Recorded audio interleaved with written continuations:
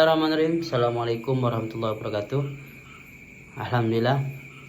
Baiklah, di sini saya akan mempresentasikan makalah yang pertama yang saya hormati Bapak Musa Amin sebagai pengampu mata kuliah Manajemen Teknologi dan Inovasi. Baiklah, di sini saya akan mempresentasikan makalah yang berjudul Adopsi Teknologi Baru di Perbankan. Di sini di tema tersebut di sini ada 5 pembahasan. Yang pertama itu tahapan adopsi teknologi baru. Yang kedua itu faktor penentu keberhasilannya adopsi. Yang ketiga itu hambatan dan tantangan dalam adopsi teknologi baru. Yang keempat itu kasus adopsi teknologi di perbankan. Yang kelima itu best practice dalam adopsi teknologi baru di perbankan. Di sini yang pertama itu tahap adopsi teknologi. Proses adopsi itu teknologi baru melibatkan beberapa tahapan yang penting untuk memastikan bahwa inovasi tersebut diterima dalam diimplementasikan dengan baik oleh individu ataupun organisasi. Baiklah, di sini ada 5 tahapan. Yang pertama itu tahap pengetahuan, yang kedua itu tahap persesuai, yang ketiga itu tahap pengambilan keputusan, yang keempat itu tahap implementasi, yang kelima itu konfirmasi. Jadi itulah tadi ada 5 adopsi ataupun 5 prinsip dalam melakukan adopsi teknologi baru. Selanjutnya itu faktor penentu keberhasilan adopsi. Di sini keberhasilan adopsi teknologi baru dipengaruhi oleh berbagai faktor yang dapat dikelompokkan ke dalam beberapa kategori. Berikut ini adalah faktor penentuan keberhasilan itu ialah yang pertama itu karakteristik inovasi, yang kedua itu faktor sumber daya, yang ketiga itu faktor lingkungan. Jadi itulah tadi ada 3 faktor penentu keberhasilan adopsi. Jadi ada 3 tadi. Yang pertama itu karakteristik inovasi, yang kedua faktor sumber daya, yang ketiga itu faktor lingkungan. Dan untuk selanjutnya hambatan dan tantangan dalam adopsi teknologi baru. Adopsi teknologi baru seringkali dihadapkan pada beberapa atau berbagai hambatan dan tantangan yang dapat menghalangi proses implementasi.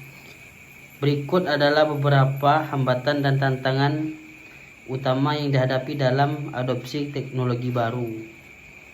Yang pertama itu ada keamanan dan privasi data, yang kedua itu kurangnya keterampilan digital, yang ketiga biaya awal yang tinggi, yang keempat akses terhadap informasi dan pelatihan, yang kelima infrastruktur yang tidak memadai, yang keempat itu budaya ataupun sikap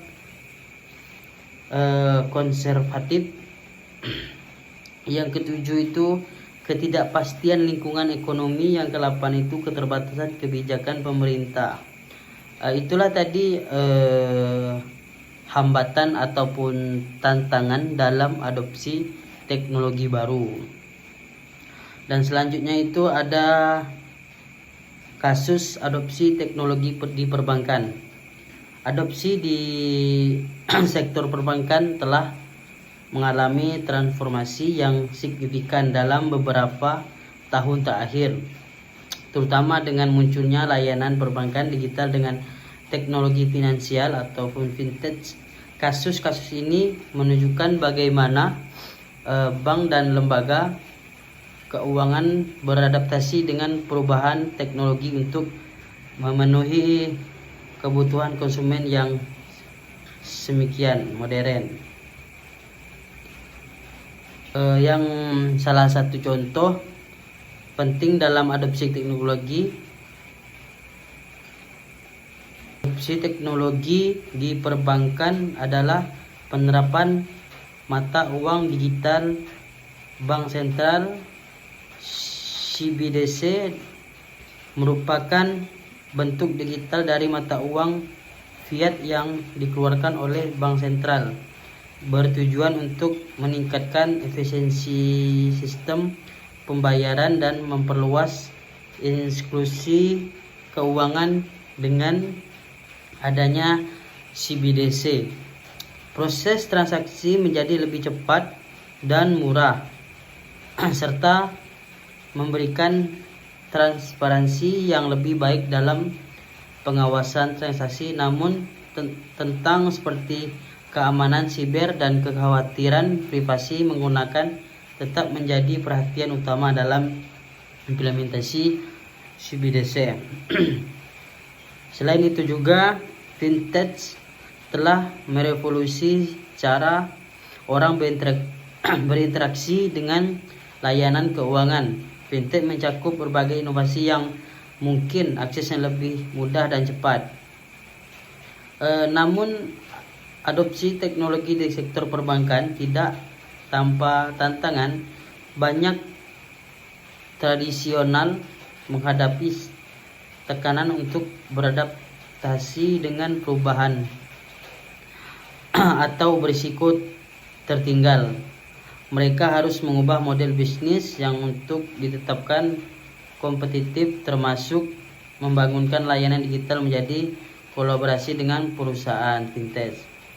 Dan untuk hambatan lainnya itu sering dihadapi dalam risiko keamanan dan regulasi dengan meningkatnya pengguna layanan digital.